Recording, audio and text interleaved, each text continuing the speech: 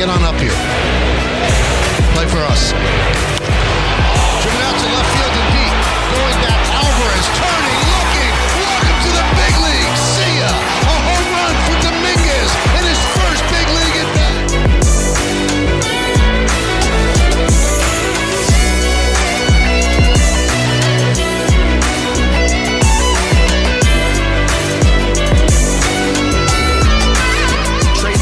For about 24 hours, kind of very on the last like 5-6 hours where we thought it was in physical review, is complete. Juan Soto has been traded to the Yankees along with Trent Grisham. I strongly believe it is the 5 names we heard all afternoon. Hey, hello, everybody, and welcome to the newest edition of the Bronx Muchachos podcast. I'm your host, Mark, and tonight we got a plethora of people. We got our boy, David. Dave, what's good? What's going on, everybody? Happy Thursday. We got Danny. What's good, everybody? And we got a couple special guests. We got our friend, our brother from another mother, Paul Woodin from Prospects1500. Paul, what's good? Hey, good evening, guys. And we got the mouth of the South himself, the main man, Scott Sanders. Scott, what's going on, bro? What's up, fellas? All right, everybody, you guys know the deal by now. You know where to catch us at. All audio platforms, go check us out. Everyone watching live, hit the subscribe button, hit the like button. Hit us up in the chats. Let us know what you like, what's good. Of course, you know our website, www.bronxmuchachos.com. Go check us out there. Check out our gear. Check out anything we got going on. Tons of things are always happening, like we always say. Got ourselves some articles coming out, things like that. And just for everyone, just the breaking news for everyone, we got a lot of exciting news right now. We at the Bronx Muchachos are thrilled to announce a partnership with BetStamp and Sign Up Expert. Open an incredible opportunity for you to join some of our favorite sports books to get the best odds and new users offers. Head over to our dedicated page at signupexpert.com/Bronx to explore a selection of sports books tailored to your region, each with unique offerings.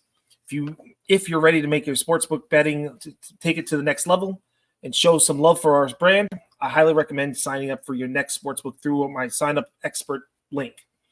You can easily find that in the description of the episode.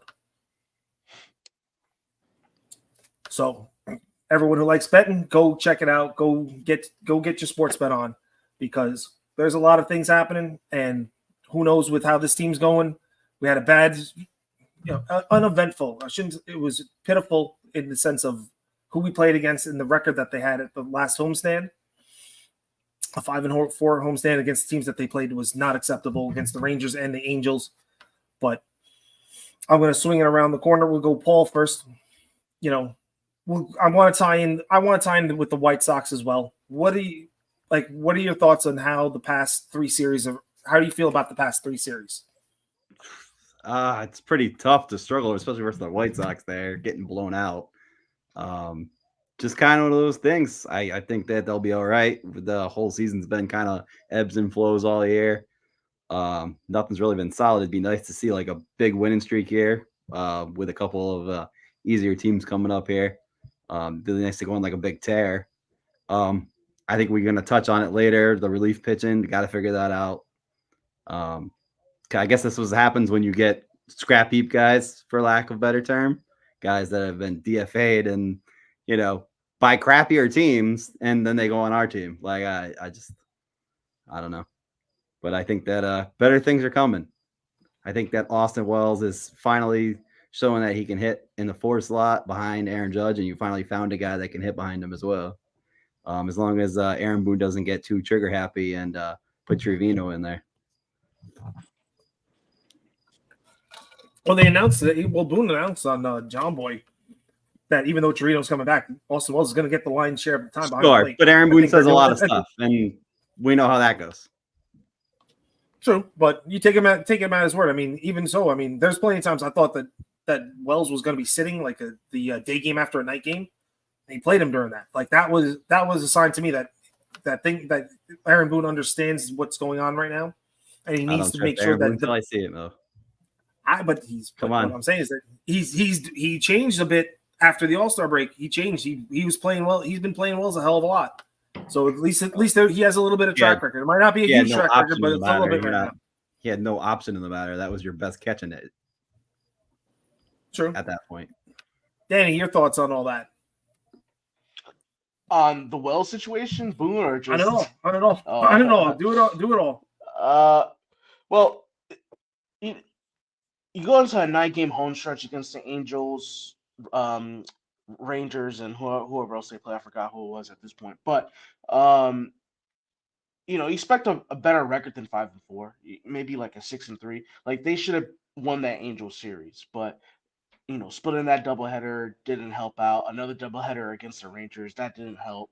So there were certain things that kind of were not on the Yankees side in that aspect. So is that a pass for them to not perform up to standard? No, but it could be a reason as to why.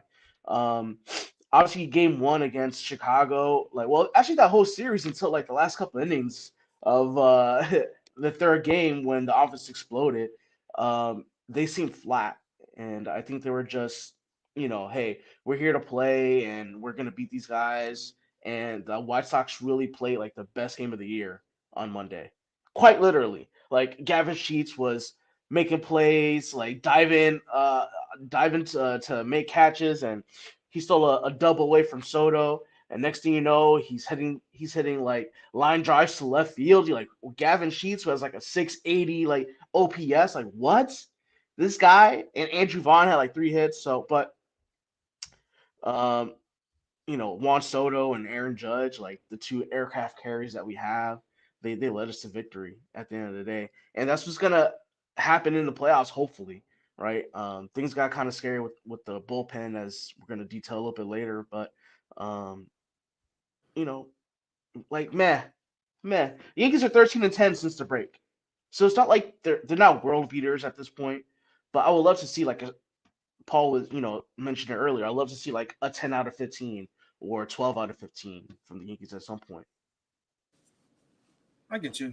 Well, let's talking about pitching. Scott, if you've been watching any of it, what do you think about the Yankees starting pitching rotation, especially since the break? Well, one thing I was going to talk to you guys was mention August is the hardest month for major league guys, right? Number one, most cities are hot. Even though they do play night games, it's still warmer than they used to.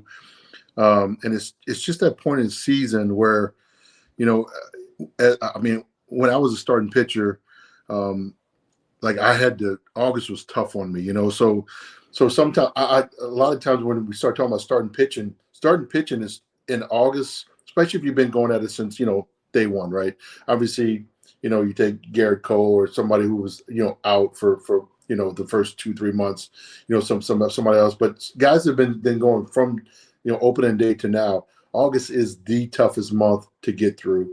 And it's even tougher when you play on a team that's basically expected to win every night, So, obviously at the end of the day, for the Yankees, with the bullpen, probably not where I know you guys want it to be, or Cashman or Boone, it's going to come down to starting pitching, especially in August, So, so basically you're at the point where, if you can get 5-6 innings out of a starter, you take it. Asking some guy to go out there right now and throw 7 2/3, 8 innings, it's tough on him, right? And if for some reason, I don't know why, but when September hits, like, you're in the home stretch, obviously it definitely helps out better if you're in a race. Sometimes Septembers are tough for teams like the White Sox, because you're basically counting down the days and tired of getting your butt kicked. But, starting pitching right now for the Yankees is going to be the key until they figure out that bullpen.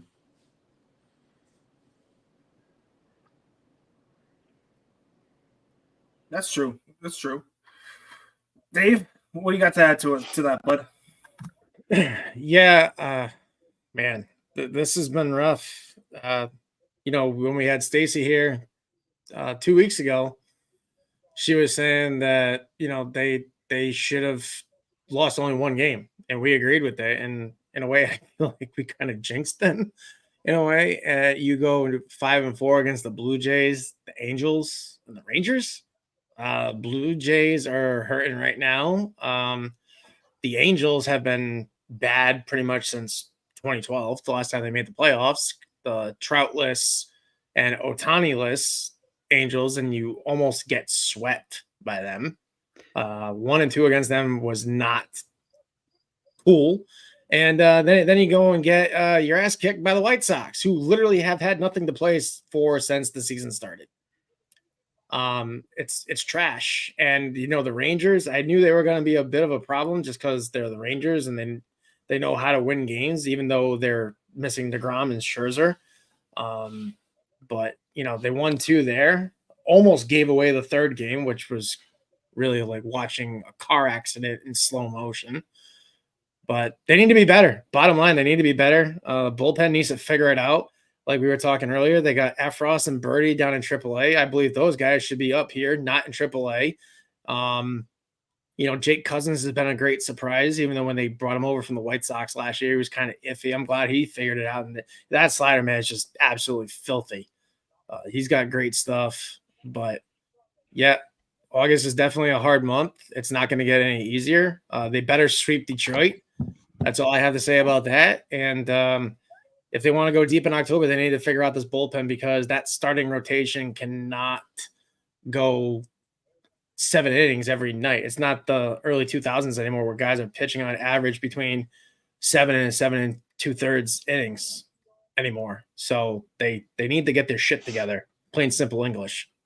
Can I touch on one thing about the batters as well? Will we have a second? Yeah. So I found this stat yesterday on Twitter, really good stat. So Alex Verdugo has had a 278 on base percentage since May 1st. He's been leading off. Why? I know it's the same discussion we had last time I was on, who's leading off, but at the trade deadline and or any other time, why didn't Brian Cashman find a true leadoff hitter? Well, he did in Jazz Chisholm, but But he didn't hit him there. I know. He should have. But then you have no protection for down lower in the lineup where he was. You have no protection for Austin Wells down there. I personally liked him sitting where he was in 5, 6, and 7 because that kind of made the lineup a little longer. Yeah, no, I agree. But if you guys see a guy struggling in the leadoff position, you don't just leave him there. Yeah, but that's it. So only DJ and Anthony Rizzo have a lower OBP on the Yankees during that stretch since May 1st. Yeah, and both those guys have. Come on, this is common knowledge to Aaron Boone. This isn't like a secret. Who would you rather have in the leadoff spot? Glaber is not Glaber. Anthony Volpe is. You don't have anyone, Dave. Yeah, Danny. You don't have anyone right now. Yeah, then that would have been the move for Aaron Boone to go do. Go get me someone that can do that. Literally outside of Aaron Judge, Juan Soto, I got a name. Austin Wells, nobody else is doing anything. Exactly. I got a name for you guys that could lead off. That Jason guy? Yeah. Bring him up. I know why they're not bringing him up, but bring him up. Yeah. Well, Durbin's just some out of the world guy that's sitting in AAA. But Giancarlo came back. Obviously, he had his rough week, whatever. But he's been good since he came back. Let's not forget about Giancarlo. He's really a glue to this lineup, and he lengthens his lineup so much. Like losing Jazz, obviously I wasn't like a big Jazz guy coming with us acquiring him, but seeing the way he plays, the energy that he brings, he's made this lineup a lot longer. Cabrera, I firmly believe he's a backup infielder. That's what he is. But at this point in time, with Jazz being out, with Glaber not performing, you bringing up Peraza, this might be an opportunity to see Cabrera play a little bit more. DJ was hot for 2 weeks, but now he's kind of cooled off. When are we gonna get Ben Rice kind of back going? I know we've been facing a bunch of lefties lately, but I would like to see Ben Rice going a little bit more. This offense has gone through its ebbs and flows this year, but I think despite losing Jazz, we're in a good spot based on what Cabrera is doing. The fact that we got Wells, who's turned himself into one top 3 catcher in baseball. It's not hyperbole to say that. Based on what he's done since June 1, and Giancarlo in this lineup. So the lineup is a lot better off than what we think. I think the starting pitching needs to take a step up. The fact that Stroman and Cortez, they've lost themselves. I mean, obviously Stroman had his really good outing last time out, but Cortez, once again, do we discount it because it's the White Sox? Maybe, but he hasn't been good. So we got to get them going. Mom says hi, boys. Tell us what's up. What's up? Yeah, I'll be honest. You probably think I'm crazy, but I would hit Soto lead off because if they they've done them. I don't know if you guys noticed, but in college, most college coaches have started doing that. They put literally their first, sometimes their best hitter in a 1 or 2 hole, just because somebody hitting third compared to leadoff. If you do the math, you get it's like another 30 or 40 at bats in the season or something. Right. I mean, that's essentially why they're doing Soto at 2 and right. Judge 3. Right. So I'm saying, but I would slide both. I would slide them both. I would put Soto 1 and Judge 2, and obviously take Verdugo and put him 6, 7, 8, or even 9, whatever it is, At that point, I'd love to see Chisholm at 3, but unfortunately, he's not. 100%. But the thing about it is, what you don't know, obviously, me as a starting pitcher, I always pitch the leadoff batter a lot tougher than I'm going to pitch the 7, 8 hole hitter, right? So you take Verdugo, put him at 7 or 8, he's going to see a whole different type of repertoire of pitches, right? Pitchers let their guards down after 6, some. I'm not saying just give it up, but but they will. It's something about 1 through 5. Some teams 1 through 7, obviously. Some teams more, but I'm going to pitch the 7th hole a lot different than a 1 hole, 2 hole, 3 hole, 4 hole, and it's going to be a lot less stress on my body because that's why you have to do it, right? You can't face everybody with a stressed body, so you let your guard down 7, 8, 9 to de-stress your body because here comes 1, 2, 3. But if one is Soto, 2 is Judge, you know what I mean? Now I'm worried about not 8 and 9, so now I'm stressing at 8 and 9 because I'm like, I can't let these dudes get on base, right? Because they got murderers 1 and 2 coming behind them. So now I'm stressing my body now on 7 or 8 out of 9 instead of like right now they're stressing from obviously 2 through 5, so 6 maybe. 7, 8, 9, they can relax. Like, I'm not worried if 8 or 9 get on. I got Verdugo coming up with 2 outs. I'm going to get him out. Now I got to start over next month, with Soto. That makes sense. I got a question for you, Scott. Is it detrimental for Verdugo to be in that leadoff spot ahead of Soto, or do you think he'll be better off for it? Like, as a pitcher, like going against this lineup, you see Verdugo, Soto, Judge. Like, obviously, you don't want anybody to get on, but how would you attack that? And do you think for Verdugo it's hurting him? Well, it's going to hurt Verdugo because he's leading off with those 2 guys behind him. That pitcher's going to be like, I got to get him out, right? Because the one thing you don't want is him to be even on first base. Now with those 2 guys coming up, Soto's a left-handed hitter. He can hook the ball in the hole. You got to hold him on. Next thing you know, you got first and third. Here comes Judge. You got nobody out. First inning, first and third, and Judge up. You know what I mean? That's like when you looking at the bullpens already, the gates already open up because guys are running down there to get loose. You know what I mean? So that's what I'm saying. Verdugo's going to get pitched a lot tougher in that 1 hole than he would in the 7 or 8 hole or even 6 hole. And so he's going to see less mistakes in that 1 hole than he would see in the 7, 8, or 9 because 7, 8, and 9 they're going to let up and say like, let me just see if I can get him to hit something. You want to get the 7, 8, 9 hitter out. You want to try to get them on 3 to 4 pitches. Whereas you got Soto. You might be a 6 pitch at bat with him. Judge, it could be a 6 or 7 pitch at bat, right? Because I'm making sure I cannot make a mistake to either of these 2 guys. So I'm gonna pick. Next but so it's just. Like I said, until they get that lineup rolling, I would get my 2 guys as many bats as I could. And they say, well, they're going to come up with nobody on base. You know what? They might not, but guess what? Right now they're coming up with nobody on base anyway. Right? With a 228 on base percentage. I mean, literally, you can go up there with no bat and almost get on base 228. Yeah. Hey Scott, so back when you played, I think the most comparative hitters to Soto and Judge would probably be Bonds and McGuire. Would you agree or disagree with that? Yeah. So how would you have pitched Bonds and McGuire if they were playing on the same team? Well, I wouldn't Which have would just be stupid to begin with. Well, I wouldn't have worried about and I think Judge. McGuire. I'm not saying he had an incredible career and a lot of home runs, but Judge is a probably more rounded hitter. than McGuire. McGuire was heavy on power. Towards the end of his career, believe it or not, he kind of got better at pitch selection, so his average went up some towards the end. And Sosa, obviously, Bonds is probably the best player to walk the planet, which some people can argue with me, but I faced him, so I know. But basically, I would take my chance and hopefully keep Bonds in the park, hoping to get the right-hander out behind. So him. intentional walk. Not intentional walk, but I would basically make sure he hit my pitch, and then try to hopefully get the right-hander out behind him, But both of those guys, that's what I'm telling you, they're stressful at bats, right?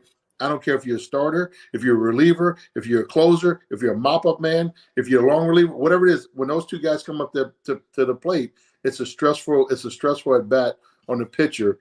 Stressful at bats on the pitcher is what takes your energy away, keeps you from being good from pitch 75 to 95. It's just really about how many stressful pitches. That's why you watch Maddox back in the day. He looked like he was out in a park with a basket and a picnic and just riding around nice and easy because he had so many not stressful at bats. So that's why you look at how many innings he's pitched. But then you take Randy Johnson. He had always high pitch counts because he had a lot of 3-2-2-2s, but he was 6'10", long and lanky, and could just throw for days. And he didn't let a lot of things stress him out. He stressed the hitters out more than they stressed him. And that man had key. Ice water going through his veins. I swear to God. Yeah. Oh yeah. But that's the thing. You want to put stressful at bats on the hitters and not take stressful at bat. Because if you can put stressful at bats on the hitters, that can wear them out mentally, right? It doesn't wear them out physically, but mentally it wears them out when they have to stress because who's on the hill. Scott, did you see the video that was circulating with Bonds and Maddox, where they were showing one at bat, and they just gave him the video. I think it was like late 90s, early 2000s, something like that. And they just get, they're both wherever they are. They go through the sequence, and Bonds is sitting there, and they cut back and forth, and Bonds goes, that was a one pitch here, and he goes, I knew the next pitch was going to be a change up away, and you see Maddox going, I caught him there. He goes, I'm going to go soft and away, try to get him to speed up the bat, and no, he tried to speed up my bat, and then Maddox goes, he just spit at that thing. He wasn't even offering, and then Bonds goes, I knew he was going to come inside. He's got that two-seamer that cuts back. Yep. I just tried to meet it. I just wanted to meet that bat. And he goes, I could beat him there. And Maddox goes, it was a perfect pitch. He goes, Bonds was just the best hitter. Yeah. He goes, and I can never throw that pitch to him again. Yeah, exactly. The two of them talking baseball is fascinating. Like, I love the two of them because they can sit down there in the pitching side of it and the hitting side. Because I think I'm with you when I think Barry Bonds is probably the best hitter, all-around hitter baseball's ever had. I don't care what they say he did or took. He should be in the Hall of Fame. He was the best and realized everything. He just the knowledge he had was out of control. You can't just pretend an era of baseball didn't exist. And the thing about he grew up in a major league dugout. At the ball field, he was so smart. And the one thing that really shocked me, he was a hitting coach and didn't really have any success. So because his knowledge of the game was off the charts. Tony Gwynn's was probably better, in my opinion. But obviously Bonds had the power to go with the knowledge. With Gwynn didn't really play for power. He played for high average, 330 average. He played for Pepper. He peppered that ball everywhere. But those were probably the two smartest guys that I know hitting wise. They were always like when you almost thought like I'm gonna outthink him. It was best to do opposite of what outthinking him because he's thinking ahead of you. Because like you said, I just sped his bat out. Let me slow it down. If you do, you better not miss middle because somebody's going to lose their hat, Yeah. And that could be somebody in the 10th row losing their hat, or it could be the pitcher for the second baseman. Did you give up any to him, Scott?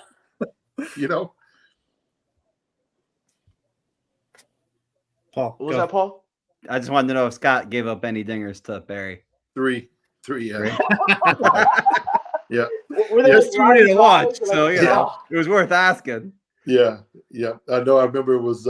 Scott's a contributor to the 781 club. No, he joined the 40-40 club off me. I'm pretty sure. Oh wow. Oh wow. And I'm thinking it might have been 96, maybe. I'm off the top, but I remember we were up 2-0, and it was about the 6th inning or 7th inning. I'm thinking in that range. And before the game, I mean, they had a good team at the time, but they were all right-hand hitters. It was Matt Williams. It was Robbie Thompson. It was Kurt Manwaring. Will Clark. Will Clark was the lefty, right? It was Will Clark and Bonds were the two pretty much. Royce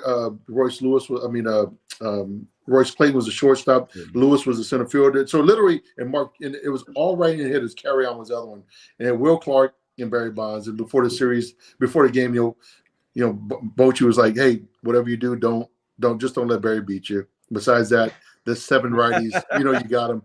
And I literally gave up. I want to say I had a no hitter that day for like 5 2/3, and then Bonds pulled one in the hole to break it up, and then he came up with maybe a third time, and we were 2-0, and I was like, screw it, I'm not pitching around him, and I gave up a home run. I told you, I said it was 2-0, man. You know what I mean? I didn't give up the winner. I didn't give nothing. I just gave up a home run. That was an old candlestick. That's That's so cool. Yeah. That is so cool. Yeah. But to think that we have the right-handed Barry Bonds essentially playing for the Yankees at this point in time, like what Aaron Judge is doing is absolutely just, oh my God. We're like truly lucky to be able to watch him every day. And I saw something from a Kansas City fan, going for their guy Bobby Witt, saying some just like ignorant stuff about what Aaron Judge is doing. I was like, it sucks that you can't witness this and you can't appreciate it because it's really just amazing. Amazing. It's really too bad that Aaron Judge had such a late start to his MLB career because he could have went for the Bonds number. I mean, he's not going to do it now. No. But if he would have started a little earlier, there was an outside shot. What if he has 3 more years of like 50+ homers?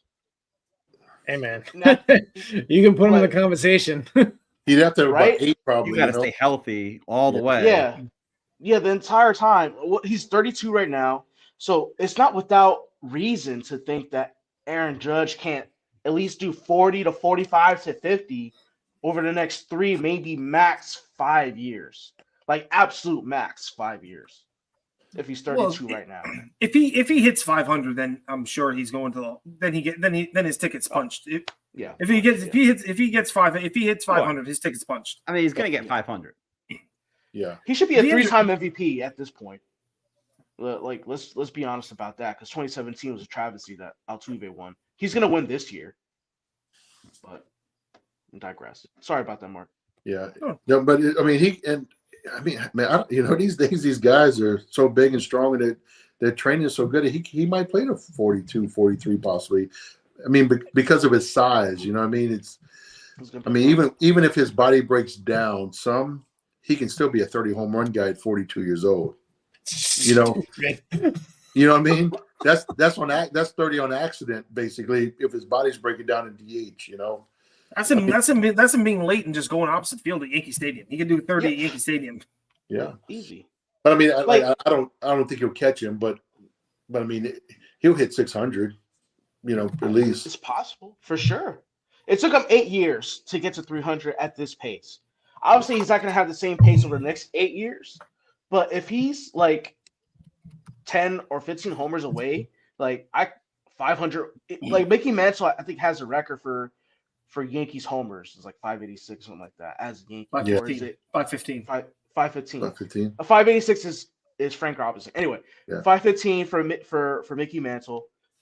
That's within reach. Like 215 homers for Aaron Judge over the next 5 years. Yeah, if he just stays kind of healthy, he's got that. Yeah, without a doubt. I mean, he could do that. We're going to see greatness. He could do that in the next 4 years. Yeah. Crazy. So before we keep going on our Judge love affair, one of the other things we needed to kind of address with this team was also the back end, which honestly was a strength for years, which is the bullpen. Now all of a sudden, lots of cracks in the bullpen, lots of people are falling apart. what's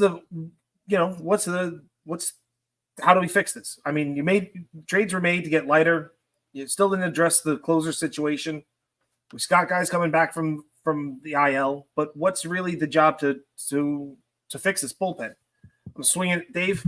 You go. You get first crack at it. Unfortunately, I think you're kind of stuck with what you got, right? I mean, they say Lou Trevino is coming back. I'm not really putting a whole lot of stock in that because he's been shut down for most of the year. So what are you really going to get out of him? The only two viable options I see that you can put in right now is Efros and Birdie. Whether or not they want to do that, I don't know. But, you got Clayton Beater with a shoulder problem. Will Warren's kind of doing the whole spot start, sixth starter role kind of thing. And you just cut loose De Los Santos, who you got at the trade deadline. So he's gone. And, Marinaccio is a shell of himself from what he was a few seasons ago. And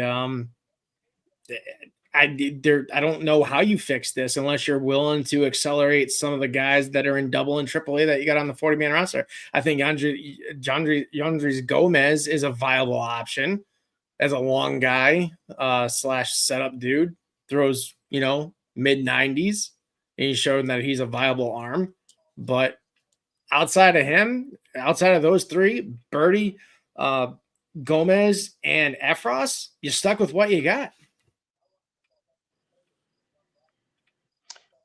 Well, I think obviously we saw an adjustment with Clay Holmes in his last outing where he was throwing a lot more breaking pitches, and I thought that's something that he should have done a while back. But the thing with his breaking ball is that he cannot do a good job. He doesn't do a good job of commanding it, and that's what gets him in trouble. And then he gets behind an account, and then he feels like he needs to throw a sinker up, and then boom, next thing you know, it's either a walk or someone's getting on base or something like that.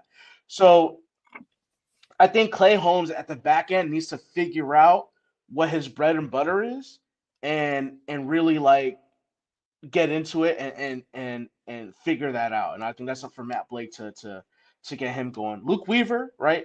He's been really good for us most of the year, but since July, he's got a 5.3 ERA, right? Mark Leiter, who I'm high on, he has a 6.14 ERA. Tommy Kahnle's pitched really well. Jake Cousins, like you said, Dave, he's been nails for us since July, a 2.41 ERA. And the bullpen has promise in their lanes if Clay Holmes gets the job done in the ninth. He is the straw that stirs the drink in that bullpen. And if he's not right, then guys have to pitch in situations that are not for them. So we got to get him going. What about you two? What about you, Paul? What's your thoughts? Well, I think Clark Smith coming back might be big. I think that gives you an opportunity to have another guy in the bullpen that give you a couple innings a game. Or if Luis Gil is finally hit that wall where he's kind of getting tired, his arm, he looks like he's kind of wearing down a little bit here. He has already passed his innings in a season, career wise. Maybe you can start Clark Smith and put Luis Gil in the bullpen if you have to. Either way, Clark Smith helps you out, I think, a little bit. And I think the same thing that Dave said. I think you got to give Marinaccio a shot. You got to figure out something. I think Gomez as well. I've always been a fan of Gomez. So go ahead, Scott. Let's give it to the relief. Let's go. Yeah, the relief pitcher. Let the master talk. Well, he was a starter. So obviously I've done both in my career, but the bottom line is at this point in the season, your pieces are pretty much your pieces, right? You can't really go out and trade somebody unless you have some super duper prospect that you've been hiding all year that you're going to bring up for the last 4 weeks. Your pieces. The key to a good bullpen in the back end of August and September, it all falls on the starting pitchers, right? The starting pitchers can put them in a good situation. They have success. They have a chance to have success. The hardest thing to do is come into a game down 8-2, down 6-2, right? Because number one, you're down 8-2. Guys at the plate are feeling good against you. You can have good stuff that day. You still may get shelled, right? Now you come into a game up 8-2. That's those, but by that time, most of those guys are ready to go home. You know what I mean? In the 7th, 8th, and 9th. Not saying they're not trying to come back, but number one, it's the 7th inning. They got 1 or 2 runs. That means there's only a couple guys that got some hits. You know what I mean? So the bottom line is, if the starting pitching can give them quality starts, and nowadays quality starts only 5.5 to 6 innings, right? Doesn't have to be 7, but you have to be able. Another thing is you have to give these guys time. Once again, back to those stressful innings, right? Stressful innings, a stressful inning is going to make you sore tomorrow, right? 2 stressful innings is going to make you really sore tomorrow. So if they need you tonight for 2 innings, you can come back tomorrow and pitch, but how many pieces do you have down there that you can really throw in that game when it's 3-2, when it's 2-1, when it's 4-2? You got to keep me a 4-2 lead, or keep me in the game down 4-2, right? Down by 2 runs. So once again, I saw all those stressors in pitching. A lot of it all, especially for that bullpen, it all depends on that starting pitcher, right? Because when somebody has to pitch an extra 2 innings out of the bullpen on a Tuesday, they won't be themselves again until Thursday, possibly Friday. So it's all about putting guys in situations, and that's the other thing. You have to find your roles and be like, this is my guy up by 2. This is my guy down by 2. This is my guy up by 6. This is my guy down by 6. And at this time of the season, they should know their role. And I don't really think right now that bullpen down it really knows some of their roles, because they've been up, down, all around. They've been good for a month. They've been mediocre for a month. They've sucked for a month. You know what I mean? So good teams right now, the Dodgers, you know what I mean? Those guys in the bullpens know their role. You know what I mean? Because I knew when I was in the bullpen, when I was setting up and I was for Trevor Hoffman, I looked at the score and I said, I'm going to start stretching, because I know in the 7th inning they're going to call and possibly get me up. So I started stretching in the 5th, playing catch with the left fielder in the 6th. You know what I mean? Doing some understands, getting stretched out. And guess what? We may score 4 runs, and it's not me. So I sit back down. And some other guys know, like, okay, I know that now we're up by 6. He was kind of more of a middle guy that didn't pitch in high leverage situations. I've been that guy too. You know what I mean? I've been that guy who was not. I was just a guy in the bullpen. And when we scored those 4 runs, then I started stretching, because like, they're going to call me any minute. I'm going to get the 8th and 9th, because they don't want to pitch Hoffman or the setup guys. You know what I mean? So you have to know your role. Yeah, but all that is, it comes off that starting pitching. So starting pitching's got to get, they have to be more consistent for that bullpen to really know their roles and settle in their roles. Because, I mean, at the end of the day, there's a lot of baseball to play, but they're where they need to be at this point in the season. And Scott, and the thing is, the bullpen's been a tale of 2 seasons, right? So there have been games, and lots of them, where the starting rotation has given the bullpen like a 6-7 run lead, and these guys come in and blow it. Yeah. It's gone both ways. But what I really wanted to ask you is, in your professional opinion as a former major league pitcher, should Clay Holmes remain the closer of this team? Do you trust Clay Holmes in a clinching game of a playoff series in the 9th inning? My answer is probably yes, because I don't know who else would be in that spot. I mean, y'all could probably run 2 names that you may think could do it, but who's down there that you can do it? You know what I mean? And that's where it all comes down to. I'm gonna tell you right now, I had in my career 2 or 3 saves. You know what I mean? That 9th inning is a lot different from the 7th and 8th. You know what I mean? I mean, when I tell you but you also have a lot of adrenaline. You have more adrenaline as well. So some days it helps you, some days it hurts you. But that's why I'm way back in the offseason. I was like, man, they should have signed Josh Hader. You know what I mean? If they had Hader right now, Clay Holmes would be the best setup man in baseball. And I'll be honest, in my opinion, I think Clay Holmes is probably a top 5 setup guy in baseball, and he's middle of the pack closer. Stuff wise, his stuff is. I'm not doubting his stuff, but it takes more. It takes way more than stuff to close games. It takes cojones too. I kind of have a hot take here. Oh boy! And this comes from the fact that we've seen Clay Holmes dominate. at times. And my hot take is that in the playoffs, Clay Holmes finds it because he's going to pitch more. So as a sinker baller, when you're pitching more, the chances of the ball moving more and you getting feel for that pitch increases. So when you're pitching 3 games in the division series or a wild card series, like getting that experience to do the right to get outs and do positive things, I think Clay Holmes is going to come in and be a positive force in the playoffs. It makes sense. Yeah, no, sinker ballers, sometimes when they get tired, they're better because their ball sinks more, stays down in the zone more. Hot take. Paul, what do you think? Mark, want to weigh in on this? For Clay Holmes, I was always been for getting a guy that's throwing 97, 98. I mean, I expressed that last time as well, and it didn't happen. I mean, it is what it is. You're kind of stuck with Clay Holmes at this point because, like Scott said, he's the most experienced guy out there. Like, he's the only guy that's really closed. So I'm not throwing, especially in the AL East race right now where Baltimore's right there, and they actually have a legit closer in Craig Kimbrel, and they actually have a legit 8th guy that can pitch in the 9th. It was his name, Cano, I believe his last name is. Yeah. And, like, they have 2 guys that can actually do that. We have 1, and he's kind of what he is. Yep. No, I agree.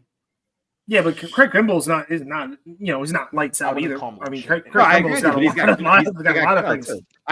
I'd still take Craig Kimbrel over Clay Holmes right now. Well, yeah. Just by the experience factor. Yeah, but that goes back to the point of, don't forget the Yankees drafted 7 pitchers in the first, in this past draft. So, I mean, a couple of them were relief pitchers. So you figure that a couple of them are going to wind up in those roles of setup and or closer. Sure. But I mean, Craig Kimbrel's going to be retired by the time those kids come too. So yeah, they'll come. Those kids are all from college. They'll be up here in a couple. They can all be up here in a couple of years, like less than 2 years. Yeah, but see what you guys got. Third. Sure. What you guys got to remember though, baseball gods are real. For 14 years, you guys could take a nap in the 9th inning because of Mario Rivera. Now he's get the baseball guys are getting y'all back, right? Craig Kimbrel's 36. I mean, yeah. For all those sleepy 9th innings y'all had because Rivera would come in and 1, 2, 3. Now all of a sudden they make you bite your nails. That's just the baseball guys getting y'all back. I talked to my dad about this too. And he was like, "You grew up spoiled." I'm like, "Yeah, I know." And now I'm paying for it with this agonizing stretch of 15 years of nonsense and bullshit. Yeah. Now I know how Yankees fans felt from 1989 to 1993. This is just miserable. Oh my! We're 72-50. Calm down. Those teams were terrible. Let's not make this out to be like, woe is me. I was talking about championship drought wise is what I was referring to, not record wise. Oh my God. Jeez Louise. We're not in last place. It could be a lot worse. It could be so much worse. It could be a lot worse. Yeah. Last year was miserable. Yeah. 100%. What did we win? 82 games last year? That was miserable. Yeah. Right? Even for Yankee fans, that's that's like a 75-win team for the Met fans, that team was kind of okay. No, so man. Before we get out of here, real quick, what does everybody think about the rumored pitching changes with the 6 inning minimum? What do we think, real quick, before we go? I think it's going to cut. Scott, I know you hate it, so we already know what your vote's going to be. If they don't quit messing with baseball, I don't. Sports going to die. To me, that's a travesty. I mean, I hope it doesn't happen. Unless they got some type of data behind it to prove health-wise. I mean, I don't know. It's just, I don't like it. It seems like to me, the more they mess with what pitchers do and how the game is pitched, the more guys get hurt. 100%. Right. That's definitely a con, and I agree with that 100%. But I also think about the potential for the wind to become more prevalent in baseball. So like with that, there's a potential 20 years from now, if it does become a thing, that maybe a 300 game winner becomes more of a reality. Like, Absolutely. so that's kind of like what I think about in terms of like the prestigious numbers of baseball, because numbers in baseball are hollowed, right? So that becomes a reality potentially when we're like 60, right? Who knows what's gonna happen, right? But Yeah, to But but me, yeah, but to my me, question is the following. And I brought this up before. Like, how are you going to enforce it? What if your starting pitcher throws a clunker? What if you're doing a double header and Yeah. you're bringing a AAA guy up and he just shits the bed? Like, well, you have to pull him you after can take 2.5. him out. Yeah, Yeah, if but they give it the up whole point. if they give it up 4 runs, you could take them out. And if Oh, there's that's an the rule? injury, you take them out. Yeah. Yes. Well, yeah, the injury. Yes, I didn't know about giving up 4 runs or whatever. Yes. but like I said, to me, a 300 game winner probably not going to ever happen again, right? But to No. me, that new number is now 200, right? If you're a 200 game winner, you better been looked at being a Hall of Fame, So even though I just don't like. I don't like the point that you tell somebody you have to throw 6 innings, because what if I'm having a really good day and I've left 12 guys on base in 6 innings, but I have to throw 130 pitches. Oh, Could that's happen. another caveat. That's another caveat where if you're at or around 100 pitches, then at that point in time you could be taken out as well. Yeah, but like I said, I don't think the game is, people are complaining about pitchers starting pitch. That's all called strategy. That's all strategy. They just in football, some people huddle, some people don't. Right? That's like saying you got to huddle in football, or you can't huddle in football. That messes with the game. You know what I mean? I just don't. If the game was in a bad place and nobody's going to see it, they had no advertising money. Nobody was watching it. I get it. You know what I mean? But they got more money in baseball now than they ever had. But And Scott, back in your days, dudes were pitching 7, 8 innings a game, no problem. Nolan Ryan, Randy Johnson, etc. Throwing And then it got almost to 200 be you pitches. babying all these pitchers where they can only go 5. They can only go 5 2/3, 6. When you pitched, those guys were monsters. The Jamie Moyers, the Randy Johnsons of the world, where they went 7, 8 innings, no problem. That was that. And I mean, you played with those guys. Yeah, no, 100%. Because I'll be honest, like if Lou Piniella walked out to Randy Johnson in the 6th inning trying to take the ball, he'd punch him in the mouth. You know what I mean? He'd be like, don't come out here. You know what I mean? I don't have 130 pitches yet. Right. But once again, they put in this pitch clock to speed the game up. That's already helped, right? The game is sped up. Are we having more injuries because of it? Possibly, but we don't know. But like I said, I know they're doing it. Number one, they're doing it to speed up the game, right? Because they're thinking, well, we had, on average 2.1 pitching changes before the 7th inning. That's another 2.5, 3 minutes or 4 minutes or 5 minutes we're into the game. That's what they're caring about. But my opinion, I think that's what they're caring about. But, but they don't, number one, they don't train these kids to go more than 6 innings starting in the minor leagues. So they I don't know. Like I said, I don't like it, but I mean, hey, I don't think it'll pass, but we'll see. Hopefully it doesn't. I don't think it will either. I'm a big fan of letting starting pitchers go 110 pitches, whatever. I mean, 125, nah, you know what I mean? I used to do it routinely, but I didn't know any better. You know what I mean? That's how I was raised. Literally you gave me the ball until I either give up 5 or 6 runs or I fell out on the mound, but that's how we were raised and that's how we came up through the minor leagues. But I don't know. It's just they're always trying to tinker with something that doesn't always need to be tinkered with, and if the game was hurting, that's a different story. NBA put in a 3-point line because it was boring, right? It helped, right? It helped. Now NBA game is played behind the 3-point line, right? But they did it because the ratings sucked. Nobody wanted to watch. You know what I mean? There was no interest. There's interest in baseball, and some old hats. They're like this. I can't believe these guys are only going 5 1/3 and they're taking them out. You know what I mean? And they put on the guy with a no-hitter in the 6th inning. But so the old hats are. But guess what? They're going to be going away to baseball. You got to the new generation. That's all they know. Mm-hmm. Yeah. And look at the injuries: Garrett Cole, Spencer Strider, like Max Fried, guys that had really good years the year prior to came out this year and were hurt. Yep. Like because of that pitch clock and because of the no tack. There's a lot of things that go into pitcher's health that's not being taken into account. And pitching, like ironically, is at the best it's ever been, right? Like the fact that a league average hitter's hitting 244 with a 313 on base and like a barely 400 slug, like that's a average big league hitter. That goes to show that pitching is really at the best it's ever been. But on the flip side of that, the lack of care that's taken into account is kind of startling. I'll tell you one thing too, not to cut anyone off, but you look at guys back in the day, Baumgartner from the Giants, who threw 230 some innings because he threw 213 during the season. Then he went to the playoffs, all the way to World Series run, pitching on 3 days rest. Look at his numbers the next year, down.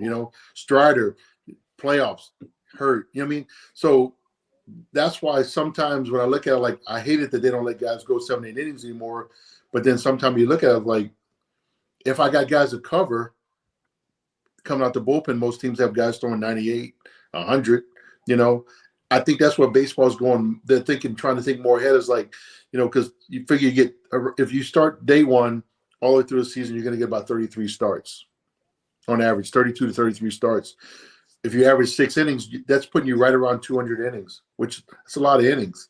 You got to be really good to get to 200 innings. If you want to get, I tell people all the time, if you want to get paid, throw 200 innings in a year, you're going to get paid. I don't give a crap if your ERA is 5.4 or 2.4. You're going to get paid money because that you're showing that I can go out and pitch 6 innings again a start on average, which is pretty impressive. But I don't know. So before we go, I want to ask, what do you guys think the magic number is? Number of wins to win the East, AL East. What do you think Yankees had to get to? 95. That was my first thought as well. 95 was the number that popped in my head. 95 was the number I was sitting there going. Yeah, I was thinking 96. But I think it might be 98, though, to be honest. I was going 98. Yeah. I think that everyone was going to battle it out till the end here. I don't know if anybody get to 100. Baltimore, New York. No, I don't think anyone's going to. No, I don't. Not this year. No one's dominating. No one's dominating at all. Yeah. But I was thinking 96, 98. I think 98 you're definitely in. 96, 92, I don't know. Yeah, you're not cutting it with 92 wins, right? Yankees and Baltimore are tied with 72, right, with 50 in the loss column. Well, how many games is that? 132 games. So there's about or 122. What is it? Maybe there's 40 games left or something like that. So you got to think that if the Yankees go 20-20 in those games, Baltimore is definitely not going to go 20-20. You can't count on our bad July and beginning or our bad end of June and beginning in whole month of July for Baltimore to be bad again. We can't count on that. This is our opportunity now to really pounce on them. I said this before. I wouldn't be surprised if at the end of August Yankees have a 5-game lead. Hey, based on fellas, how they're playing. I don't mean to interrupt you, Danny. Just a quick update on Jason Dominguez tonight. 3 hits, 2 RBIs, a walk, and 2 steals. Just saying. He just beat an infield single out for an RBI. Scranton set a record for stolen bases in a season. That was pretty wild. Is he just DHing still? I'm no, not he's sure. playing the field. I think he was playing the field the other day. Yeah. I mean, I think they'd be crazy not to bring him up before September 1st and stick him. If he can put him in left field, he'd be a hell of a leadoff hitter. I take my chances with him. Well, if Verdugo keeps shitting the bed the way he is, they're not gonna. They do have a choice, but Dominguez is gonna make it very hard for them not to say no. At some point you gotta do something to improve the team for a playoff push. Yeah, I'll be honest. I don't know what the lineup they got now. I don't think can win a World Series. They can barely get out of the first round with what they got right now. What do you? Yeah. That's what I'm saying. So you got to try something different, and obviously they could get to an LCS, but then they're gonna lose. You might as well bring up Soto Jr. That's why Dominguez reminds me of a mini Soto. He's playing center tonight. There you go. Yeah. I mean, as long as he's playing the field, and maybe they just want to get him the right timing, you know. I think it's the rookie of the year eligibility and the draft pick compensation attached to it is the reason why they're not doing it. But again, we've done this before, this loop around before. Are we trying to win now? Or are we trying to win later? I'm trying to win now. I'm gonna tell you, he's a better upgrade over Alex Verdugo. Period. If you win this year, Soto comes back. You know what I mean? You flop out of the playoffs, he might be gone.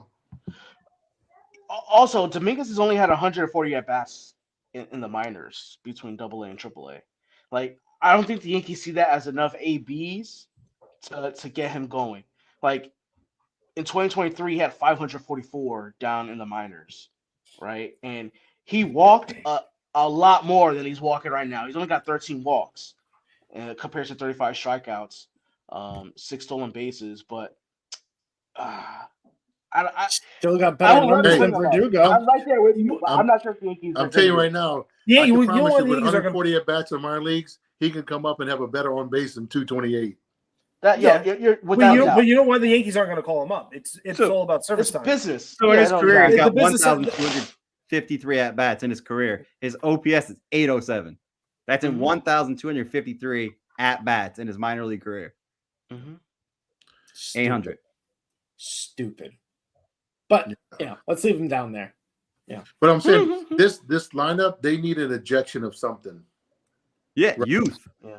And so, but to me, Dominguez is big prospect. Everybody in the Yankee system knows him. He can be that. Right now is when you can get in August, early September. If you can get an injection into your lineup. Obviously, Chisholm, Jazz, that hurt, right? Because right. But if you still had him and the injected, I think you would take this team to a different level.